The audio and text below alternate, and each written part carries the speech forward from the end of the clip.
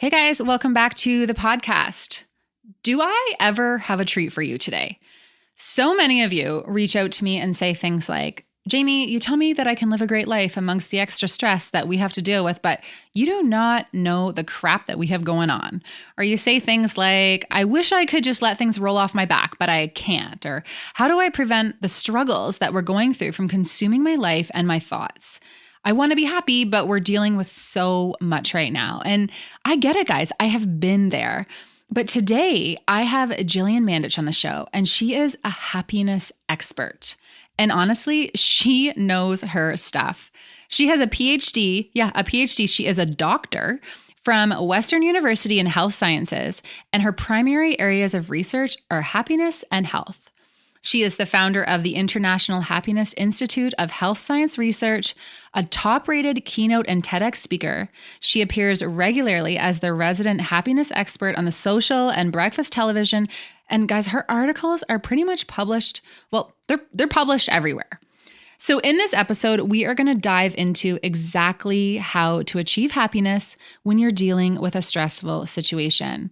This episode is full of aha moments and game-changing tips to living a happier, more fulfilled life. And I truly, truly believe that it is a must listen for everyone. So without further ado, let's dive in. Hey guys, it's Jamie Scrimger here, second wife, stepmom of 3, and mom of 1. And you're listening to my podcast, where we talk about all things motherhood, stepmotherhood, and living a kick-ass life. If you're ready for raw and real conversations and are striving to live your very best life, then you are in the right place. Every week, I'll provide you with tips and strategies and mindset shifts to inspire you to live your own version of a kick-ass life, while bringing you along as I create my own. All right, welcome, Gillian. I am so excited to sit down with you. Hi, how are you? I'm so excited to be here.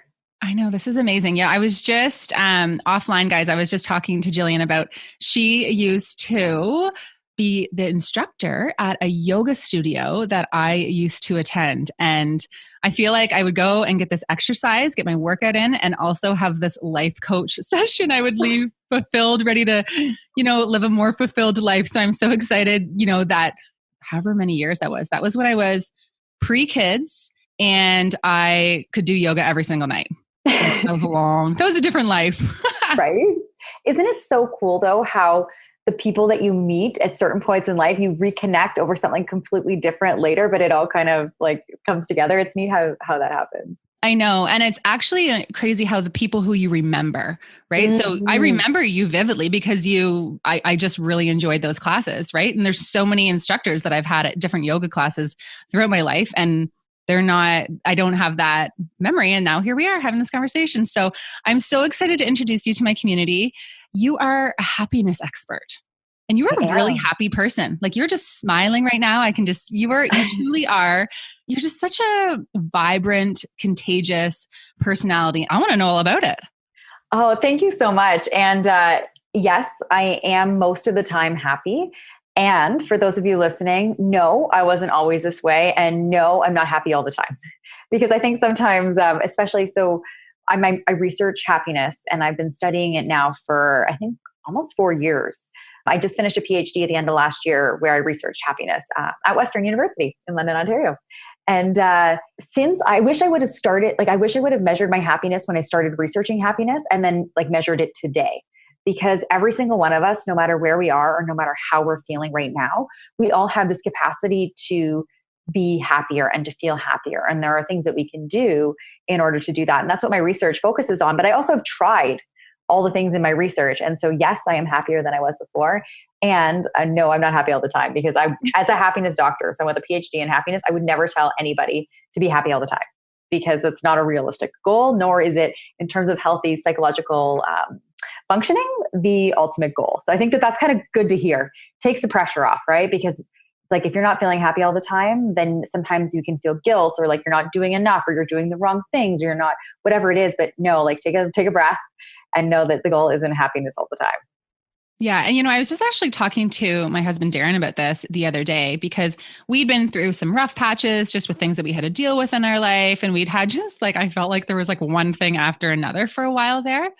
And we were having just such an amazing day. We were walking on the beach and it was just this perfect day. And I said to my son, I'm so glad actually that we had that crappy time because I don't know if I would really appreciate the good unless I had that comparison. And I sometimes I'm grateful for the crap that you have to deal with in life because it really does help keep things into perspective. Yeah, it's so true. And even actually, there was an interesting research study done with people that became quadra or paraplegics later in life. So they had use of all their limbs and then had some sort of an accident, which then they either couldn't use both or all four of their limbs or just two of their limbs. And in terms of happiness, researchers actually studied their happiness right after their accident, which not surprisingly, it went down a lot because that's like a very life-changing traumatic event. And yet they also followed up with them a year later. And the vast majority of them were either as happy or happier than before their accident because they had a completely different outlook on life. They saw things from a different perspective. They were grateful for those quote unquote like little things that happen every day and for the blessings that they have or what they were still capable of. Having that perspective shift actually, after they kind of dealt with the initial trauma and the shock of everything, made them happier because it often is those challenging, there's difficult things in life that when we look back, that they gave us the opportunity to teach ourselves how resilient we are or to show ourselves how strong we can be and to kind of come through the other end a stronger person. Yeah. And I love that because, I talk to stepmoms a lot because that's primarily my audience. And especially, stepmoms who are in high conflict situations or just anyone who's just dealing with a super tough time.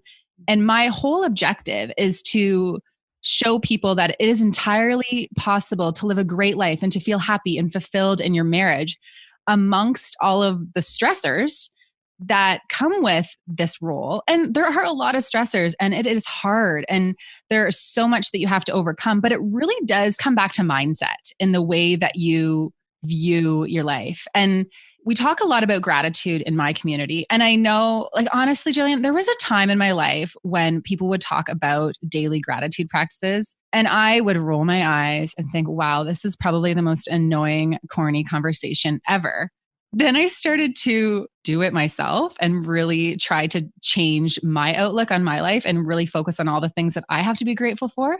And man, it works. It really does work. Yeah, it's so interesting because I was kind of in the same boat as you.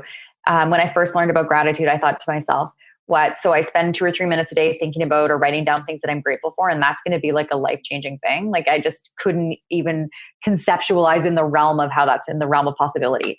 And yet, interestingly, I tried it too because I'm a student of my body and what I read in terms of the research, I like to try. So I tried it. And what's interesting is that oftentimes, especially when we think about happiness is a practice. It's something that we have to work at every single day. You don't just one day arrive and be happy and you're good for the rest of your life.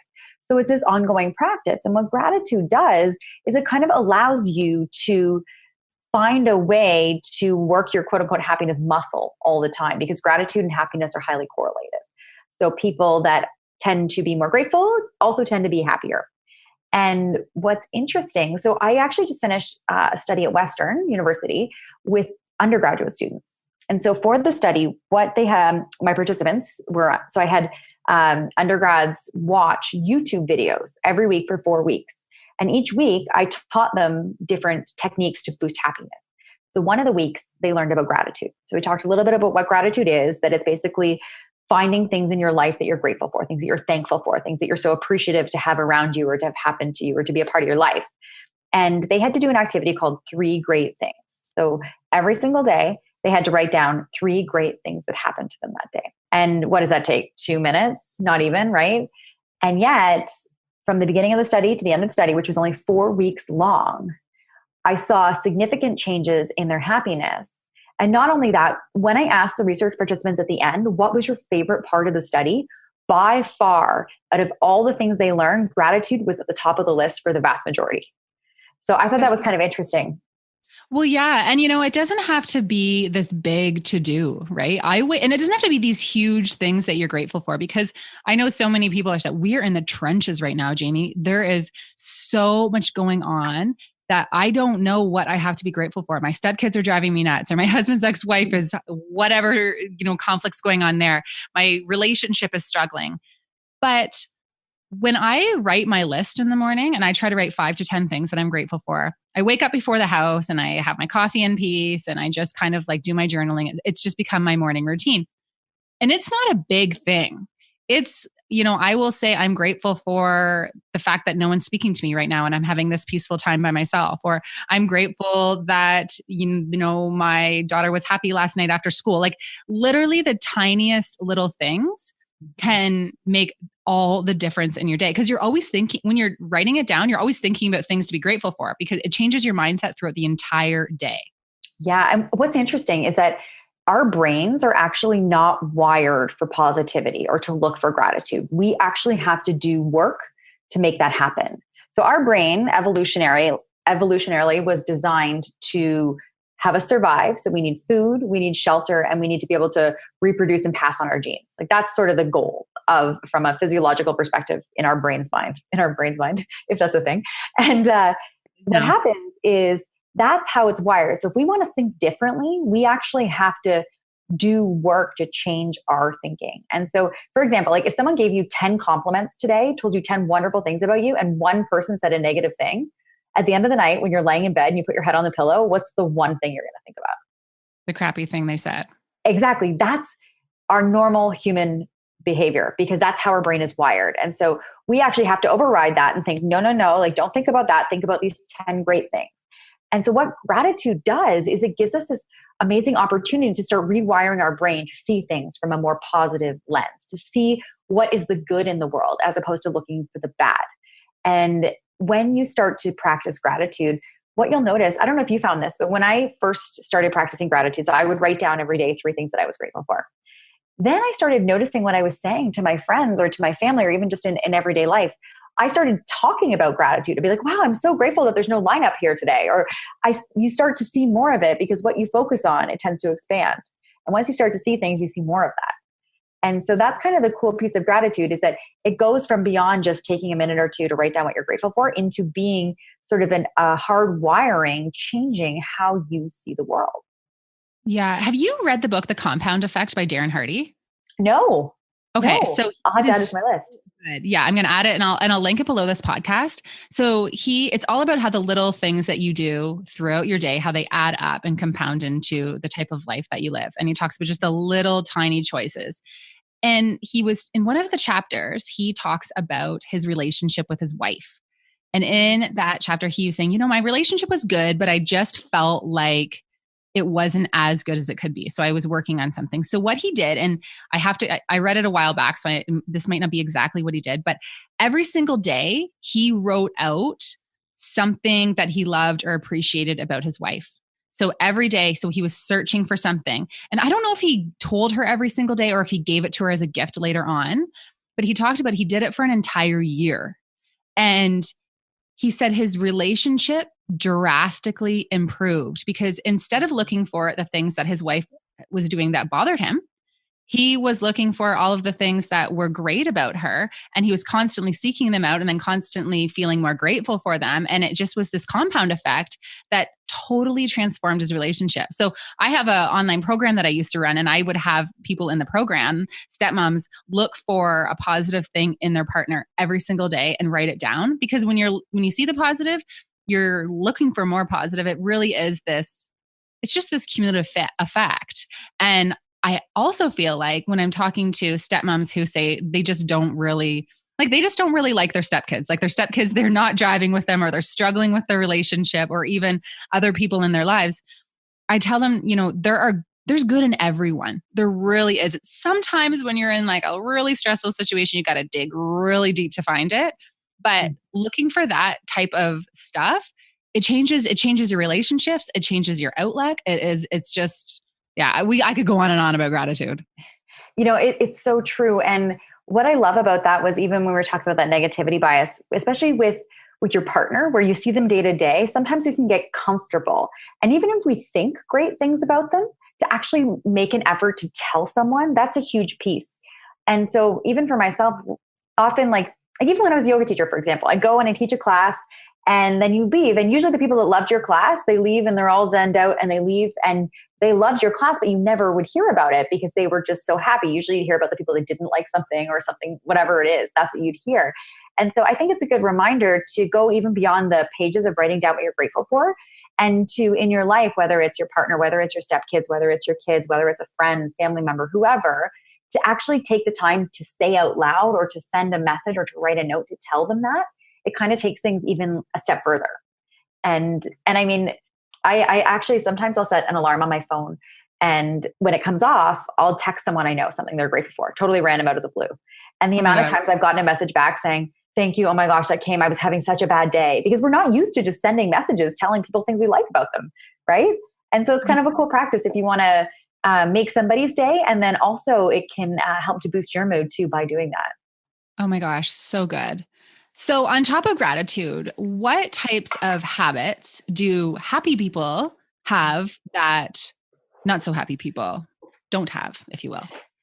Yeah, great question. So interestingly, so my PhD is actually in health science. So I'm a big health nerd. And so when you compare happy people to unhappy people, happy people tend to live longer. They have lower rates of cardiovascular disease. They have stronger immune systems. They heal faster from injury. They get better quality sleep. They make better nutritional choices. They have longer and more fulfilling marriages. They are rated as more likable. They're better problem solvers. They're more creative. They're more altruistic. And the list goes on and on. So number one, if you're looking at a way to really show up in your life in the best way possible for you and everybody else around you, prioritizing your happiness is essential, I would say. Wow. Then, absolutely, by far, the most potent thing you can do to improve your overall quality of life, longevity, relationships, everything, is prioritizing happiness, which is kind of counterintuitive sometimes, because sometimes, especially as caregivers, as people, when you're taking care of children or a parent or whoever, sometimes the tendency is to want to put other people first and to martyr ourselves to help somebody else. And it's important to remember that, especially with happiness, you're no good to other people unless you first take care of yourself. It's like that analogy when you're on the airplane, right? You have to put on your oxygen mask before you can help somebody else. The same thing applies to happiness. So if you want to really give your relationships, your friendships, your relationship with yourself the best shot, happiness and focusing on your happiness and knowing it's not selfish, it's actually one of the most selfless things that you can do, is really important to know. So beyond that, when you start to look at, and this is where happiness research is really cool, because you can start to tease this out. And by the way, as a sidebar, did you know that the first ever scientific publication on happiness came out in 1980? Wow. Which isn't really that long ago. So up until 1980, no researcher ever asked who's happy and what are they doing. We only studied what's wrong and what's going wrong and how do we fix it. And then, as much as that surprises me, it doesn't. Isn't it? I know. I was shocked. And then based on even just the biomedical model of the world, right, our healthcare system, all of that, it is very much in line with that. And the positive thing is that if I was to show you a graph of the number of scientific publications from 1980 to current date, it's going up significantly year after year after year. So you're seeing almost an exponential growth in terms of people studying it. So we're starting to recognize that, wow, you know what, happiness really does matter. And if you're making a list of what to do to prioritize to live the healthiest, happiest, longest, best life ever, putting happiness near the top of that list is really important. So that all being said, when you look at happy people as compared to unhappy people, there often are differences. And like you said earlier, a lot of it really comes back to mindset. So what's interesting was that it can also be hard to determine what's genetic versus what's a learned behavior, right? So are some people, I often get asked, are some people born more glasses half empty or glasses half full, right? Some people will say, I'm more of an Eeyore. And Gillian, you might be happier, but I'm more of an Eeyore. And so what's interesting is that when we look at studies that took genetically identical twins that were separated at birth. So what's cool about this group of people is that they're genetically identical, but they were raised in different environments. So when you start to study those people, you can tease out what's genetic versus what's environmental. And so about 50% of our total capacity for happiness is genetic. Wow. 50%. almost about half. So if you have a So miserable mom, you got to work really hard to be happy. potentially. So maybe your dad's really friendly and it balances out. But, Yeah. and yes, so some people are more predisposed to be happier than others. And that at most accounts for half of your total capacity for happiness. So then about 10% of our happiness is environmental. So that's where we work, where we live, who our friends are, who our parents are, who our partner are, our kids, all of that. This sort of day-to-day life is only about 10%. Are you shocked by that? I am very shocked by that. Yeah, I actually, the first time I read it, I had to like read it 3 times because I was like, there's no way. What's interesting though is that we are adaptive creatures as humans. So it's like if you live next to a train, after a while, you don't hear the train going by anymore because you get used to it.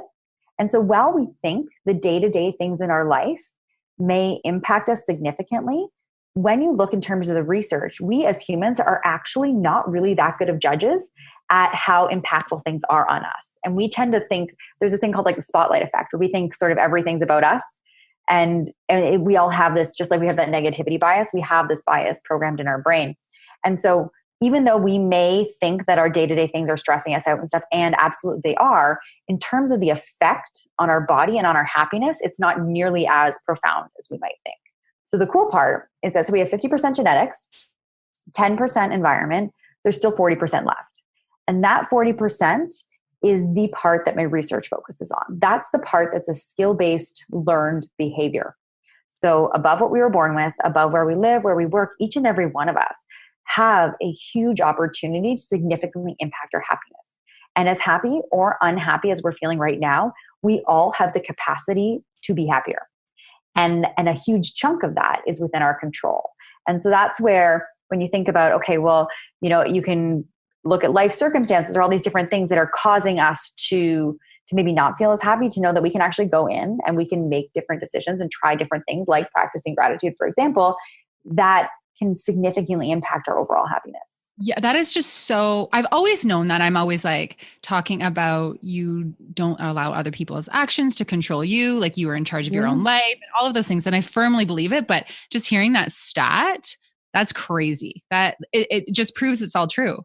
Yeah. Yeah. And I think it's really an important thing to keep in mind, because especially when we look to our life, or we start to compare ourselves to other, we look on social media, or we compare, if you're a stepmom to the real mom of a child, and we start to do this comparison, and it can impact our happiness, to know that above all of that, if we go in and look inside and do the work, we can actually have a really big impact on our happiness. And then when we do that, then the effects of that are so far reaching in our life, from our relationships to the food that we eat, to the choices that we make, to the way that we talk, to the way that we think. All of that can be impacted in a positive way when we start to build, like I think I call it sometimes like our happiness muscle, because just like you go to the gym and you have to work out all the time to get stronger, the same thing goes for happiness. When you start to practice being happy, looking for happy things, thinking about the things you're grateful for, over time, you strengthen that muscle as well. And then it starts to become almost automatic that you tend to be happier and see the world through a happier lens, and realize that,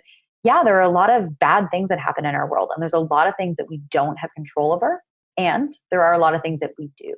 And when we focus on that, and we focus and we prioritize doing things that make us feel good and make us happy, it can really affect our quality of life and how we show up every day. Wow. I'm literally mind blown right now. That is just, so do you think that it does the first step there?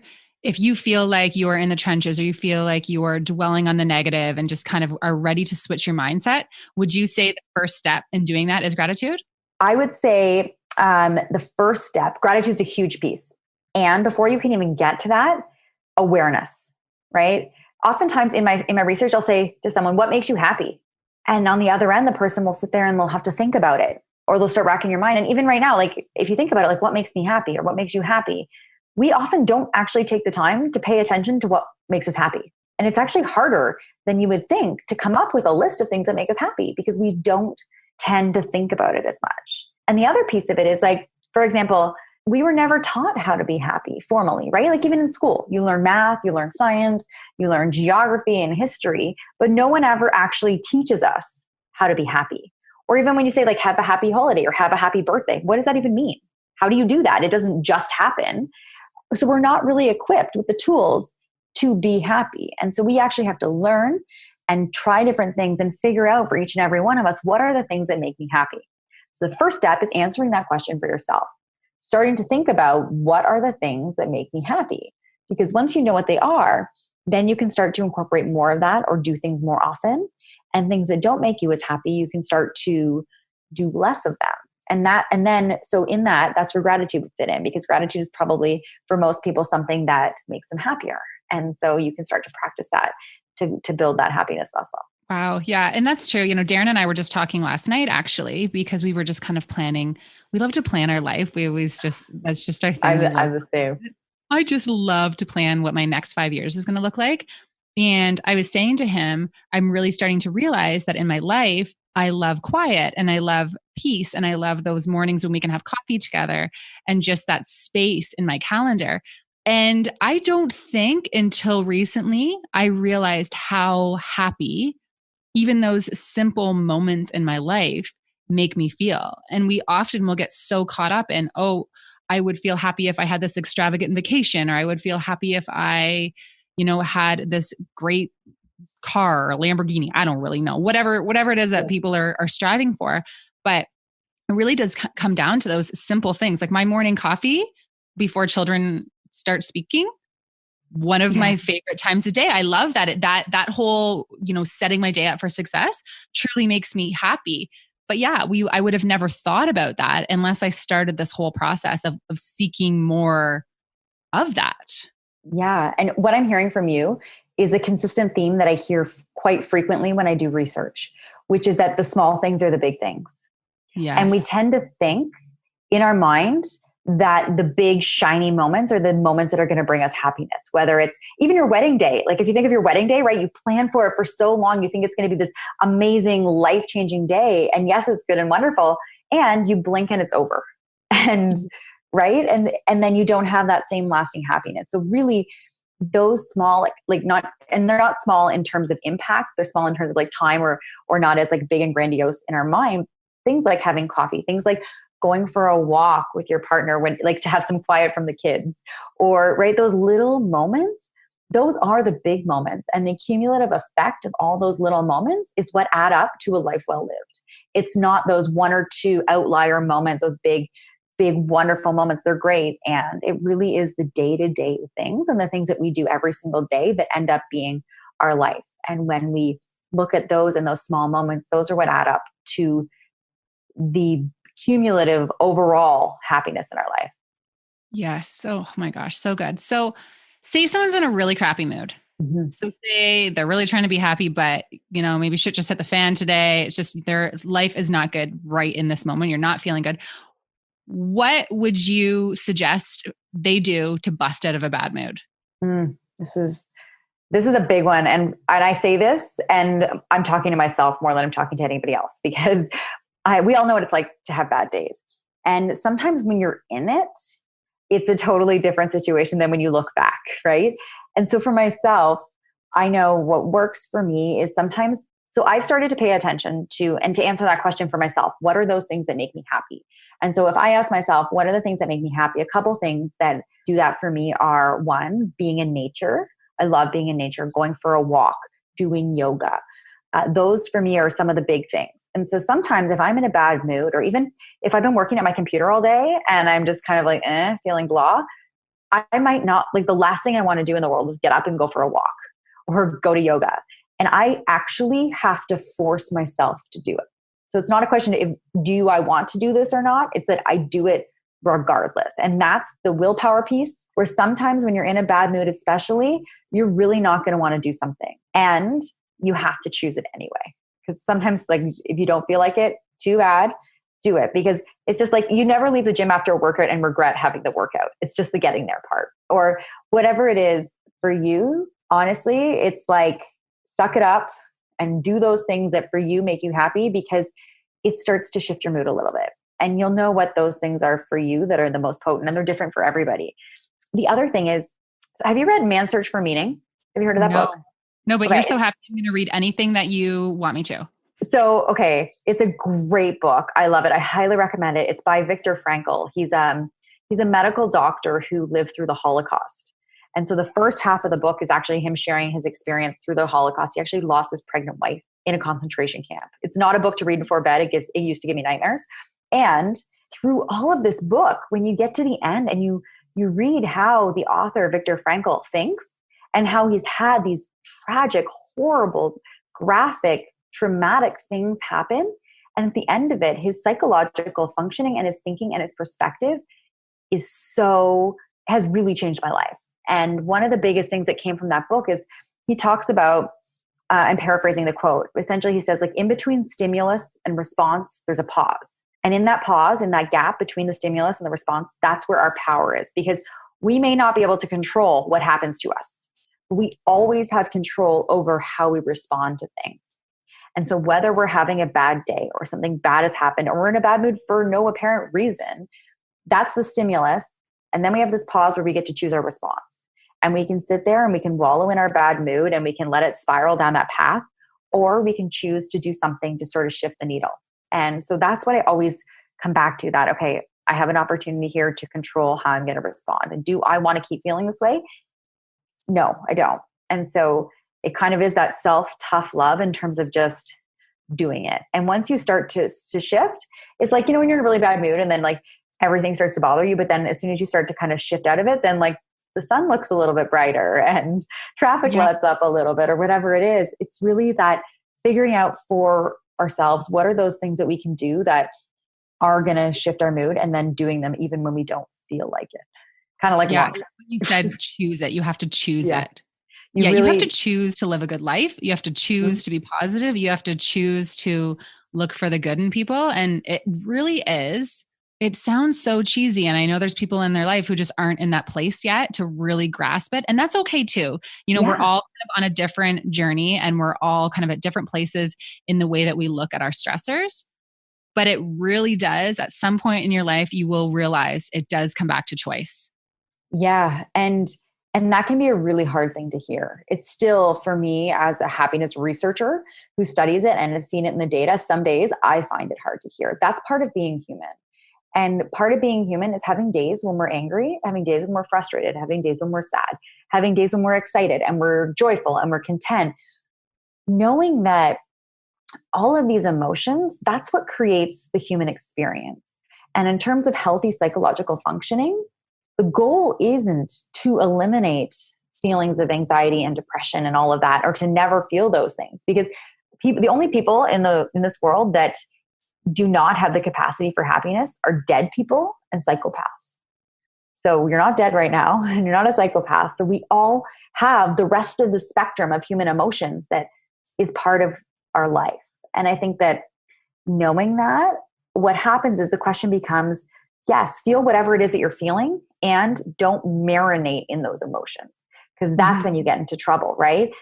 If you feel sad, have a cry. That can be a very therapeutic outlet or release of energy or emotion. And then you choose it again. So it's about putting the things in place to allow yourself to feel whatever it is you're feeling, and to know that it's perfectly okay and normal to feel all of these emotions. And what we don't want to do, what we want to avoid is really marinating in them for weeks or for months or whatever, because that's when we can kind of get into trouble.